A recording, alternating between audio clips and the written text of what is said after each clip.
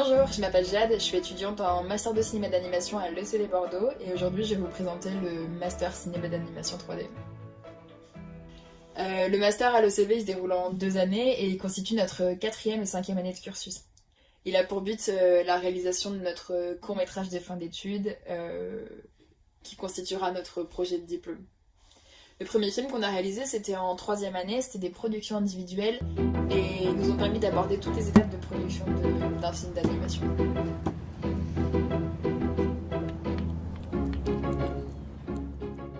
En master, le but c'est d'approfondir toutes ces connaissances-là pour pouvoir rendre notre projet de fin d'études beaucoup plus ambitieux. Pour ce faire, c'est plus des productions individuelles qu'on réalise en master, mais des productions par groupe. Et on est également beaucoup plus ambitieux sur la durée de nos courts-métrages puisqu'on vise plus les 4-5 minutes.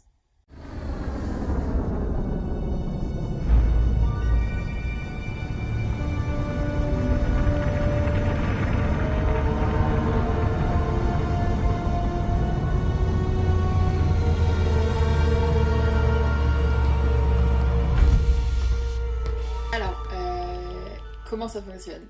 En première année de master, la première chose qu'on va nous demander, c'est de choisir une spécialisation. La spécialité, on la choisit souvent par rapport à l'étape de prod qu'on a préféré réaliser pendant notre court-métrage de troisième année. Pour ainsi dire, il y a autant de spécialisations qu'il n'y a d'étapes de production dans un film. Euh, pour te faire comprendre, si tu as préféré créer ton personnage, créer le design du décor, etc., tu vas plus te diriger vers du chara design ou du concept art. Si t'as préféré une partie de production, modéliser des personnages ou animer des personnages, ce sera plus du coup du chara modeling ou de l'animation 3D, etc., etc. Il y a autant de profils qu'il y a de spécialisations différentes.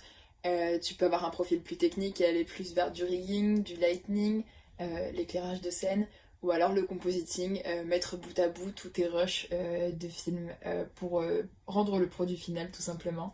Il y a aussi des effets spéciaux en post-prod. Vraiment, il y a plein de spécialisations différentes. Après avoir choisi cette spécialité, tu vas créer ton équipe de production qui t'accompagnera pendant les 2 prochaines années.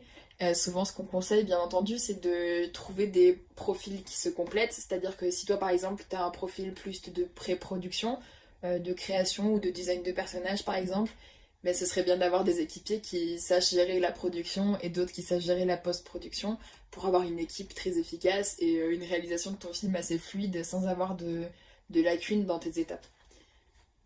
Après avoir fait votre jolie petite équipe, vous allez devoir passer à l'étape du scénario et trouver une histoire qui plaît à tout le monde. Plus le groupe est nombreux, on va pas se le cacher, plus la décision est un peu difficile. Mais une fois cette étape passée, vous allez passer directement à la pré-production. Donc c'est là où on va faire appel à vos chara designers, à vos concept artistes, storyboarders, etc. Vous allez donc définir les designs de vos personnages, définir vos décors, l'ambiance colorimétrique de votre film par le biais de votre color script et passer aussi à l'étape du storyboard qui va vous prendre une bonne partie du master 1. Bonne grosse partie du master 1. Le storyboard et l'animatique d'ailleurs. En deuxième année de master, on va attaquer la production de nos courts-métrages.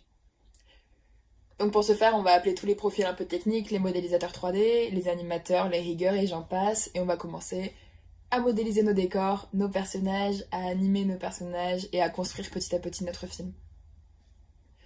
Ce qu'il faut savoir, c'est que tout au long de notre master, on va avoir des masterclass. Ça va être des intervenants, des professionnels qui viennent nous donner des cours dans leur domaine d'expertise, donc par exemple le chara design, la modélisation 3D avec ZBrush ou Maya, ou encore du storyboard, ou encore des effets spéciaux, etc. Et qui viennent nous apporter leur lumière sur nos projets personnels, mais également sur notre court-métrage. Pendant le master, on va tester différentes techniques d'animation qui peuvent être utilisées dans les studios. Par exemple, on va essayer la mocap. La motion capture, c'est capturer le mouvement d'un être humain en utilisant une jolie combinaison pleine de capteurs qui enregistre tous nos gestes et qui les transmettra plus tard sur un rig et sur un personnage en 3D. Comme dans un studio, pour aider les animateurs dans leur travail, on va également tourner des références. Cette étape de production, elle est souvent assez drôle puisqu'on se met dans la peau de nos personnages de court-métrage et on va réaliser les gestes et les actions qu'ils peuvent faire à l'écran. Ça peut aller d'une scène de combat super stylée à une chute complètement ridicule. Mais ça fait des vidéos souvenirs. fois nos courts-métrages terminés, ils vont dans un premier temps faire partie de nos books pour nous aider à trouver un emploi à la sortie de l'ECV, mais ils vont également faire le tour des festivals d'animation, que ce soit en France ou à l'étranger, et on espère qu'ils soient vus par le plus grand nombre de personnes.